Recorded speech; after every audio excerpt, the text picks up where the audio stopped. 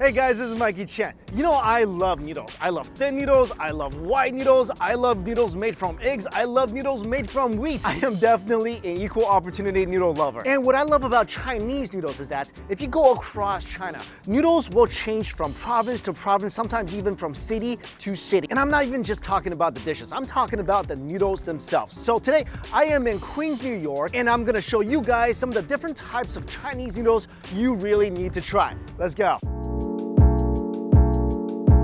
First place we're gonna go to is the Asian Jewels restaurant in Flushing, my favorite dim sum place. We're gonna go get some steamed rice noodles. Nothing like a wonderful start to your day like some steamed rice noodles.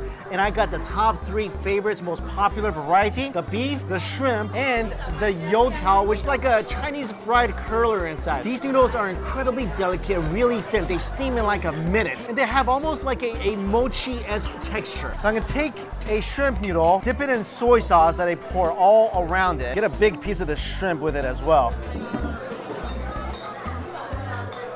I needed that bite. I was dying. I didn't have any food today. This was my bite of salvation. Shrimp, I think is by far the most popular of all rice noodles because it is really great contrast of texture. Like I mentioned, the noodles itself is almost mochi-esque. Very smooth, very slippery. And the shrimp is so fresh and crunchy. So when you bite it,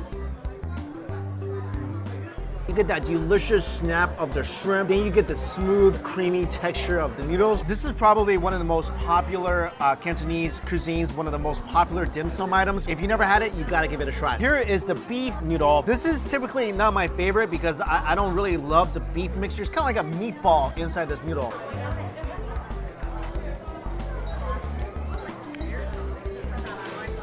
Tastes like a Chinese meatball. The sauce, both soy sauces are a little bit sweet. They really both need a little kick. And that's why they give you this. This is partially spicy mustard and hot sauce. So I'm gonna take my beef again. I love the way they have it for you, like half mustard, half chili. You get a very yin-yang-esque dip.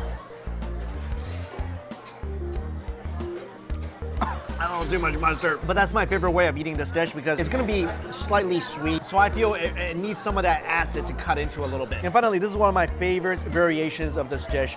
They put a fried curler inside these noodles. You dip it in hoisin sauce. If this is done right, again, you have that really smooth, really slippery noodle on the outside. Inside, you're gonna get a crunch of the curler. It's really about the difference in texture here.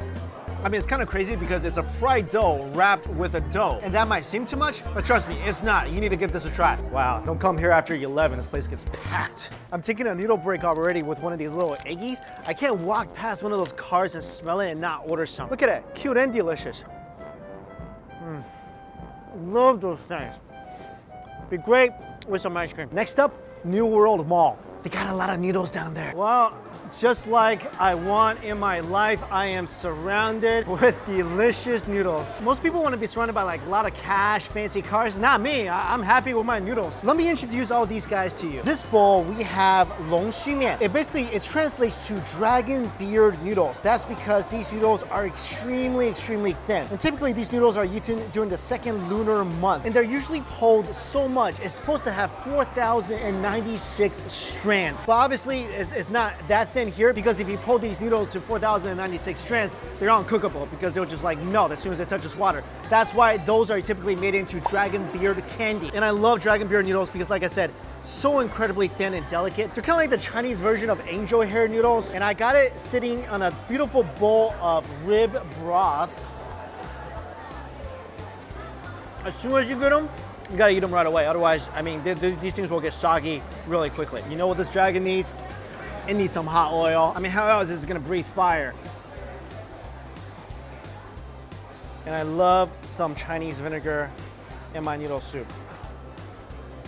No, that's a fiery dragon. A little bit of vinegary too. Next up, and this is a really popular noodle dish and one of my favorites of all time. This is called dao xiao mian. What's really unique about these noodles is that if you guys take a look, their thickness are uneven, their length is uneven. And the reason these noodles are kind of uneven is because in Chinese, the name of these noodles is dao xiao mian, which means knife cut noodles. These are very special noodles originating from the Shanxi province. And what's really cool about these noodles is that if you go to China, how they cut these noodles is the chef will take a whole lump of dough, put it on his head, and he'll take a noodle cutting knife and he'll slice the noodles into the boiling pot of water, just like that. And you gotta be really skilled because, you know, when you get down to like just a little bit of noodles, you don't want to shave your head off. Unlike the dragon beer noodles, these things are not delicate at all. They're rough around the edges, I mean literally, but they are absolutely delicious. What I love is that you can soak these noodles in a broth for a long time and they will not get soggy because they're so thick. Put it into your mouth.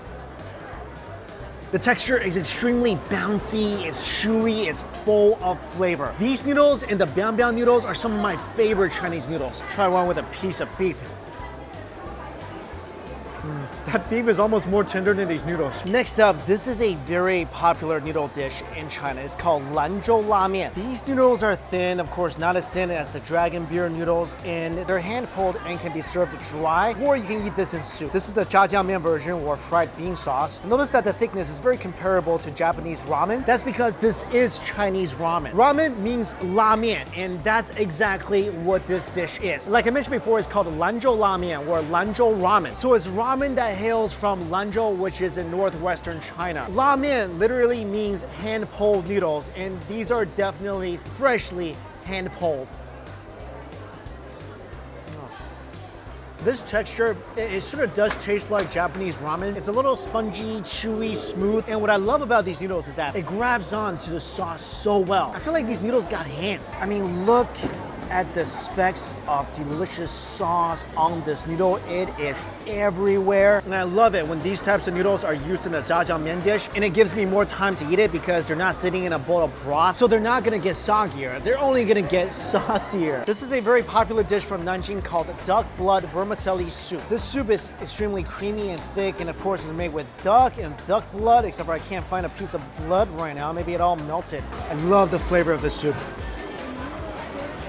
Oh, that is really ducky. If done well, I really adore this dish. As you're eating, the vermicelli soaks up the soup and gives itself so much flavor. I love the little tofu puffs because, like the noodles, they themselves, just all they do is soak up the soup. And you take a bite, it's like eating a soupy, delicious sponge. You know, legend has it, the person who invented the soup was a really poor man. The story goes, he killed a duck and he used a bowl to catch the duck's blood because he didn't want to waste it. I don't know how you accidentally do this, but he accidentally dropped vermicelli noodles in the blood and somehow cooked the two together and decided that was one of the most delicious things he's ever had. And then for some reason, some rich guy heard of this and hired him as his personal chef only to make this dish. And that's how this noodle dish spread across China. If the story is true, I'm glad he did because this is a delicious dish. This dish is called Chongqing Xiao or Chongqing small noodles. For those of you who love Sichuan food, this might resemble a popular dish you might have heard of called Dan Dan noodles. I mean, look at this thing. It's spicy, it's peppery, it's got little bits of ingredients in here. And that's because these noodles are in fact modeled after Dan Dan noodles. The biggest difference you might notice between these noodles and the traditional Dan Dan noodles is that there are a lot of noodles in here, and that is by design. This is known more as the economic version of Dan Dan noodles. Because of how much noodles are in here, people who are really poor, they didn't have a lot of seasoning, they didn't have a lot of ingredients, but they had a lot of noodles because noodles were the cheapest ingredient. So they made Chongqing Xiaomian as a playoff of Dan Dan noodles. It has similar flavors, but with Dan Dan noodles, you'll probably need 5 or 6 bowls before you feel full. And here, one will do you in. I don't have to add hot oil in here because it's already mighty spicy and peppery. Wow. That is really peppery. I did ask for extra spicy and they 100% delivered. Little bits of pork, I see little bits of corn and peanuts in here. The flavor has definitely penetrated these thin noodles. This noodle is like it's made for me. I can't ever come to this food court without visiting stall number 20 as my favorite stall in this place. And those of you who don't know, let me introduce a couple of my close friends to you. Let's start off with the cold noodles. These are cold wheat noodles called liang pi or cold skin noodles. I talked about this a lot on my channel. This is by far my favorite cold noodle. It's usually garnished with some cucumbers, some cilantro, and gluten. And what I love about this gluten is that, see, it's like a little sponge. It soaks up all that delicious sauce, and when you take a bite, that would be a beautiful bite. Oh, and by the way, guys, I just checked the forecast, and there's a good chance of a hot oil shower. And here comes the storm. Woo!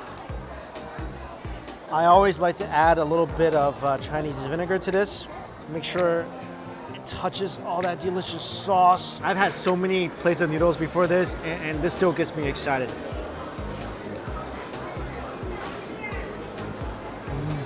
You know how sometimes you kind of get that empty feeling like you need something? That's how I feel every time I don't have this like once a week. These noodles are incredibly springy, spongy. The flavor profile of these noodles are off the charts. And the gluten,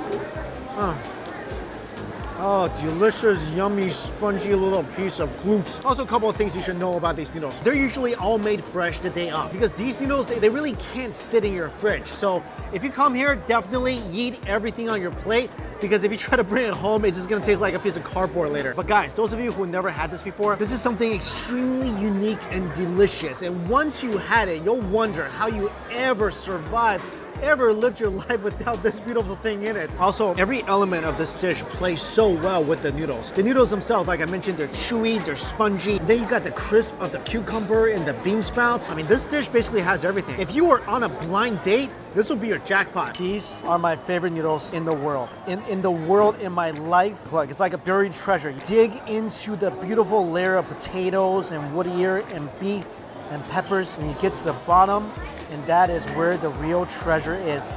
Look at these noodles. These noodles are from my hometown of Shanxi, the Biang noodles, and oh my God, words cannot express how much I love this. These noodles are all handmade.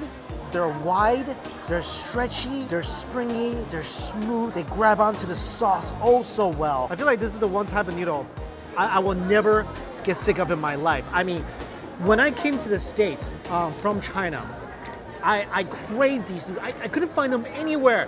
Now they're kind of popping up all over New York, San Francisco, LA, but I kid you guys not, I would have dreams about these noodles. And if you don't believe me, go find a place that sell it or try my Biang noodle recipe. I'll put that link for you guys in my description box below. But if you've never had these noodles before, they're gonna just blow your noodle world up. Unlike the knife cut noodles, these noodles are incredibly even in regards to their thickness. They're all stretched by hand, and the reason they call it Biang noodles is because you throw these noodles against your cutting board or your kitchen top, and that's how you kind of stretch them. And when you do that, it makes a bam sound. So now every time I hear somebody throw something against the kitchen counter, I get hungry. And the reason stall number 28 is my favorite stall here is because they put these noodles in this wonderful bed of beef and luscious potatoes that just melts. Now this is not, soup that you should drink, but oh my God, are they ever heavenly when they soak into these delicious noodles in the potatoes. Look how easily these potatoes fall apart. And this thing is just as saucy as it can get.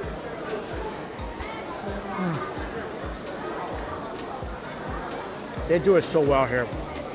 By far, one of my favorite noodle dishes in New York City. This and the cold noodle is something I always get. This is also from stall number 28.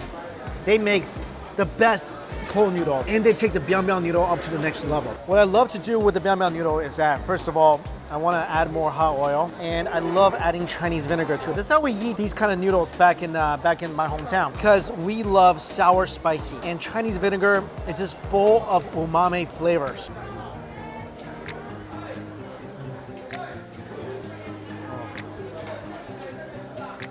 That tastes like home. Oh, by the way, guys, a couple of warnings. Do not eat this starfish looking thing, okay? That's a star anise, don't eat that. And this is a peppercorn. If you eat this, it's gonna feel like you were tasered in your mouth, so don't. What a filling, food coma inducing, but delicious day. This was like a date day between me and a bunch of noodles. And although I'm tired, I'm feeling exhausted, I also feel really happy. Also guys, just wanna give a shout out to the sponsor of this video, Audible. For those of you who watch my vlog channel, you'll know that I actually drove from California back to New York. And I am personally a horrible long distance driver. I mean, I'll fall asleep within the first 30 minutes. And I tried everything. I tried splashing water on myself. I tried sticking my head out like a dog. I tried slapping myself. Nothing keeps me awake. I went on Audible and I downloaded one of my favorite books of all time. It's also one of the saddest books of all time, Where the Red Fern Grows. And like I mentioned, it's the ultimate tearjerker. It's like Forrest Gump ×2. So there I was driving across Oklahoma, sobbing, snot coming out of my nose, but at least I stayed awake. So guys, if you've never heard of that book before, here's what you do. Get some takeouts, download that book, and just stay home all day. And now you guys can get a free 30-day trial of Audible by going to this link here there, www.audible.com/dumpling. And what's cool about Audible is that you can select any book you want and keep it for free regardless if you stick with the service. So definitely check them out and you'll have access to a great library of audiobooks. And do yourselves a favor and download Where the Red Fern Grows. This is also a great way to support this channel, so win-win. As always, guys, the location of where I got each noodle dish is listed in my description box below. Thank you so much for watching this video, and until we eat again, I'll see you later.